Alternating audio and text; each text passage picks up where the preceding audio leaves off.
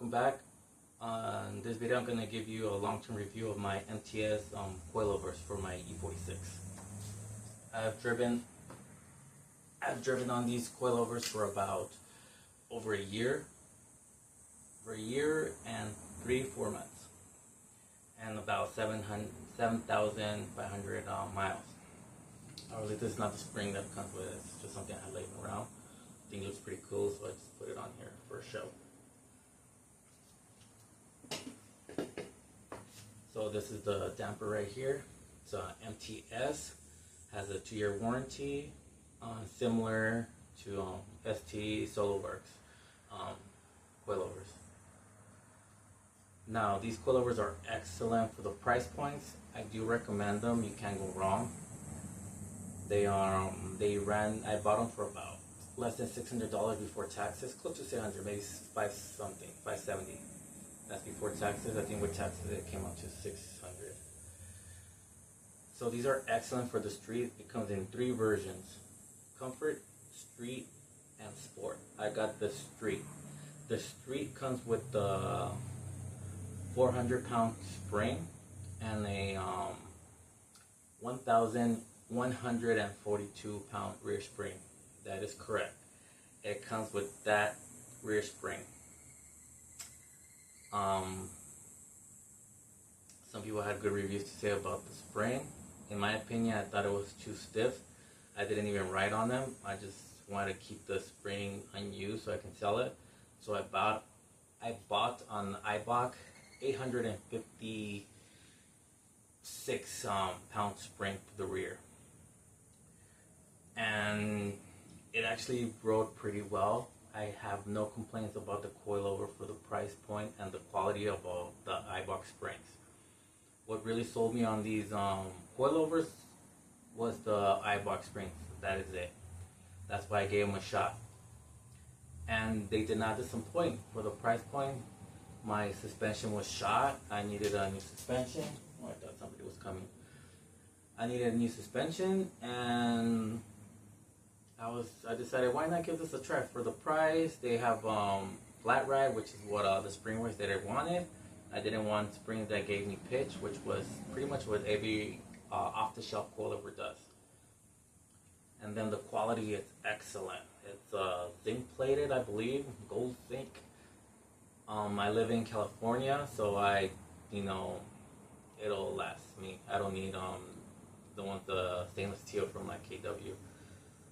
And not to say that they actually now started offering that a little bit more expensive, but you get the stainless steel housing, but you have to pay more.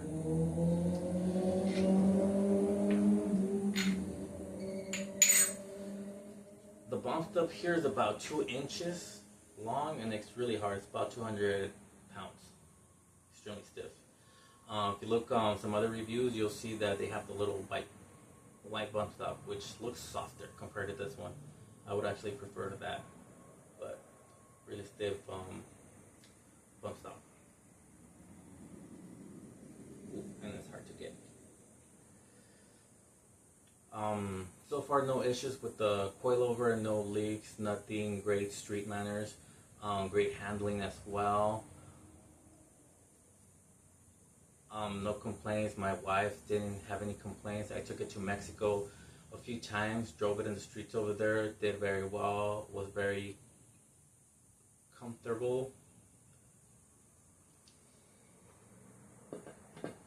Oh, this is how it goes. So this goes here, then you have your spring perch on top.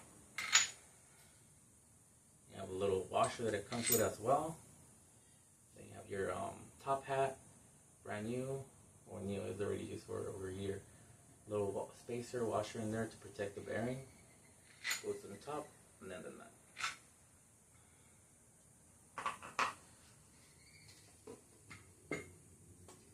Now here's the rear.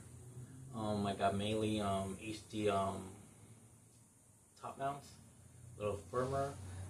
This bump nut used to be a little softer than the front. And the dust shield.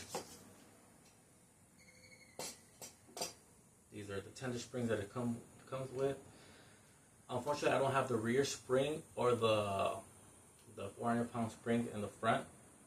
because they're in my custom valve YCW coilovers that I bought, which are a bit more expensive.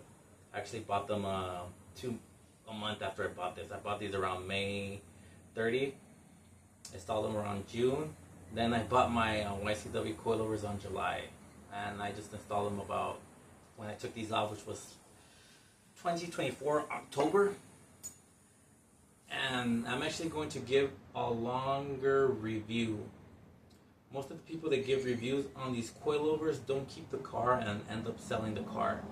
So what I'm going to do, sorry about that, I'm actually going to install these back again.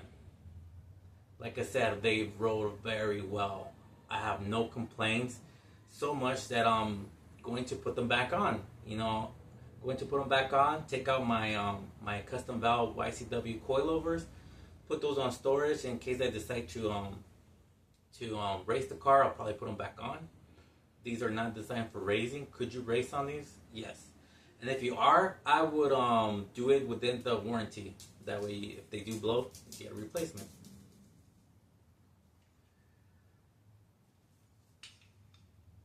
And yeah, what else can I say about these? Oh yeah,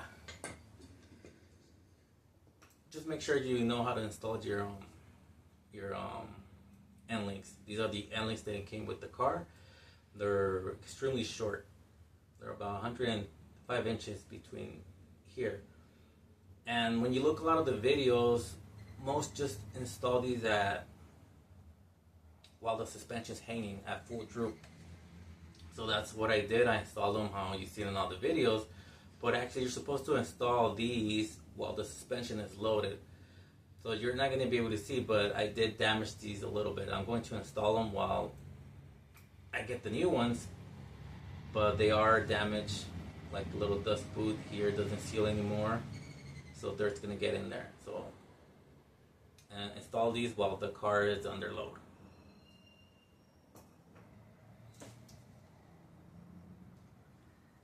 Like I said, this is it for the video. I did drive on these for 7,500 miles over a year. Going to be putting them back on and see how long they last to give you guys a real long-term review. If they last 30,000 miles or more, then they're excellent. Alright, in another video I'm going to actually go the cons of getting the MTS, which hopefully they can address it in the future. I did contact the company and told them this is a big drawback for them. But other than that, it gets nothing but pros. For the price, they're better than Raceland, better than SoloWorks.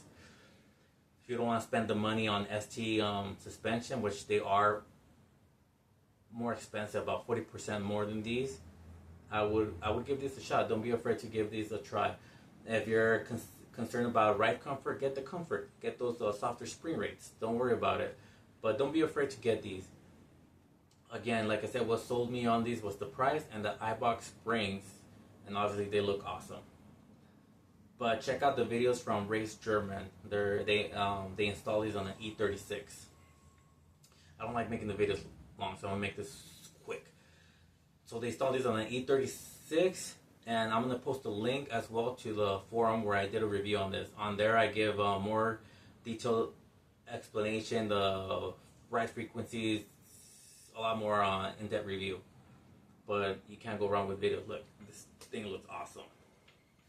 The reason it has these two right here is to cut down on cost and part numbers. So this goes on either side. So that way they don't have to have two part numbers for one item. I think MCS does this as well. You'll see that they have two, which is pretty smart on their part.